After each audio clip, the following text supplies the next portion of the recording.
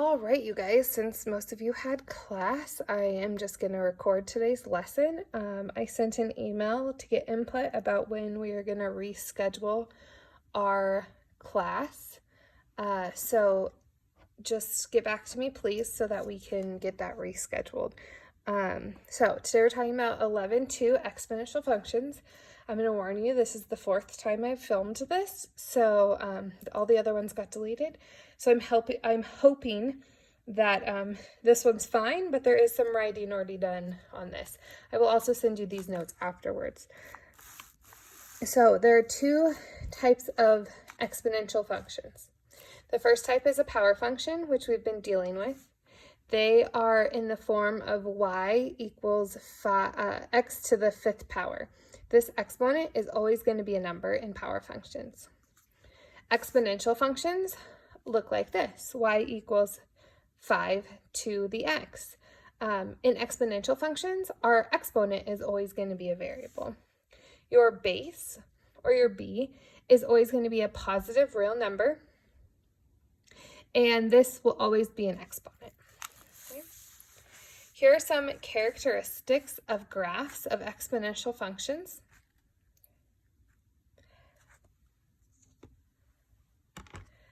I'll send these notes to you so you can copy them down and you can read through them as well instead of me reading it. Okay. The next question says, compare these graphs.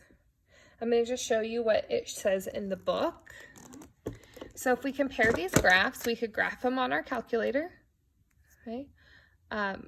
Or I'm going to just show you these graphs here. You'll notice that this graph with the +2 moved it up 2, and this graph with the -3 moved our y-intercept down 3. Okay. So what that means is that this one was moved up 2, this one was moved down 3. All right. So now if we look at these graphs, I'll throw them up here for you. Okay. If we look at these graphs, all of our graphs, here they all are, these two, this negative right here flipped our graph upside down. Okay. The 6 made our graph steeper, changing our y-intercept. Okay. All of these, I'm going to have you graph on your calculator, so you're not going to be hand graphing these. Okay. All right.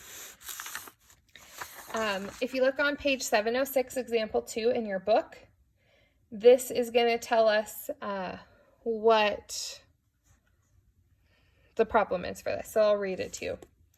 It says, according to Newton's law of cooling, the difference between the temperature of an object and its surroundings decrease in time exponentially. Suppose a certain cup of coffee is 95 degrees Celsius, and it is in a room that is 20 degrees Celsius. The cooling for this particular cup can be modeled by the equation, this right here, okay, where y is the temperature difference, and t is our time in minutes. Find the temperature after 5 minutes. Sorry, 15 minutes. Okay. So we'll take our equation.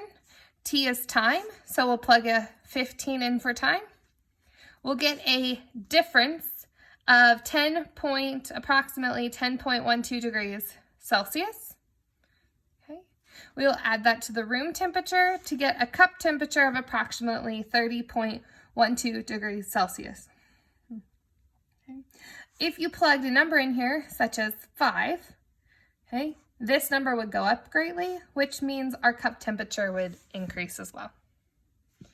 All right, the next thing it wants us to do is to graph our equation. Okay.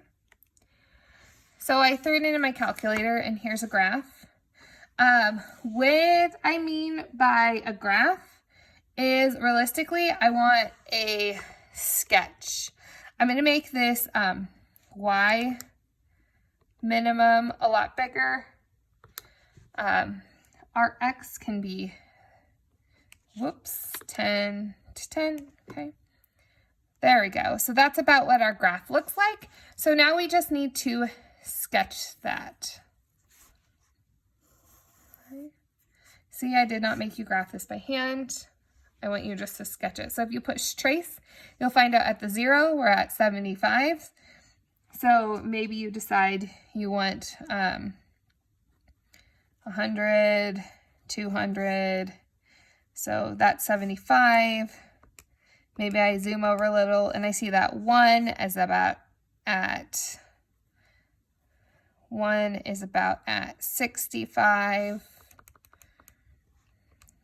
2 is about at 58.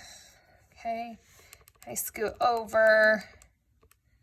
-1 is about at 80. -1 about 86.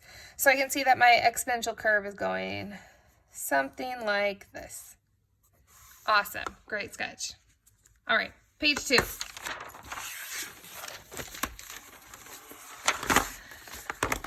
Exponential decay versus exponential growth. Those are the two kind of exponentials that we're going to see. Okay. Exponential decay is when something is losing value or losing the quality over time. So this one is a losing. I was almost going to spell it lossing. Losing, and this is gaining. Okay, so examples of exponential decay would be the radioactivity of a subject. Over time, it decreases. The effectiveness of a drug. Over time, our drugs expire, decreasing their effectiveness. Exponential growth could be coronavirus. There we go. Or it could also be the number of fungus or bacteria on something. Money can grow exponentially, positive or negatively. Okay. All right, so this is kind of our equation, our base equation for exponential growth or decay. N is going to be your final amount. NO is initial amount. R is the rate of growth or decay per time period. This R for decay would end up being negative. And then T is going to be the number of time periods. All right. Okay, so example. Suppose that a researcher estimates that the initial population of bees in a colony is 500. They're increasing at a rate of 14% per week. What is the expected population in 22 weeks? Okay, so we're going to use our equation above. Okay, we want to know a population over amount of time. We want a final amount. Our initial amount is 500. Our rate, we always express those as decimals, so 0.14 over a time of 22 weeks. Okay. So now you can just throw this into your calculator to get you an answer.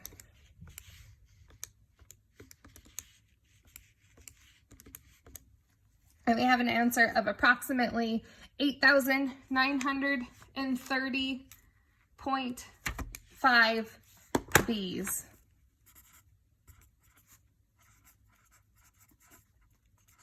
Okay, since this is a rounding number, we would say approximately 8,931 bees in 22 weeks. Okay. All right. This also works similarly with money. This is the equation for compound interest. A is going to be your final amount. P is your principal or your initial investment. R is your annual interest rate. N is the number of times the interest is paid. And T is your time in number of years. Okay. All right, so here's an equation. Example. Determine the amount of money in a money market account providing an annual rate of 5%. So let's see, annual rate of 5%, compounded daily. If Marcus invests $2,000 and it is left in the account for, that is a 7 years. Okay, so let's see if we can figure out all these pieces. So the first one's principal. So he had $2,000. Our rate is 5% as a decimal. The number of times it is paid out daily. So in a year, there are 365 days. Okay. Then we're going to do 365 again times T, which is 7 years. Okay. Same thing, throw this into our calculator.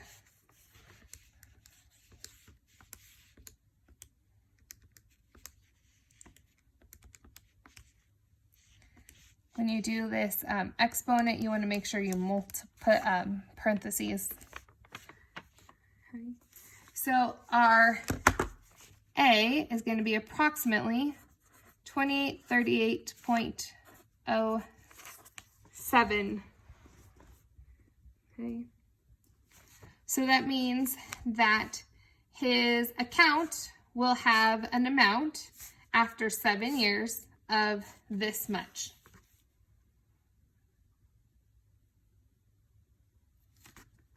All right, last thing, graph. Graph this. This is how I want you to graph it. You ready? Go to graph, plug this in. So y equals 2 to the x plus, plus 1. Okay, our window's a little funky.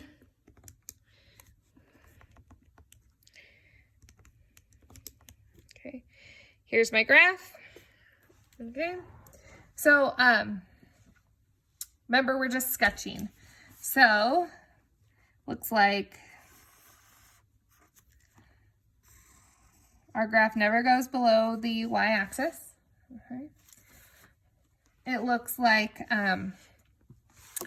our y-intercept, if we push trace, it's at 0, 2.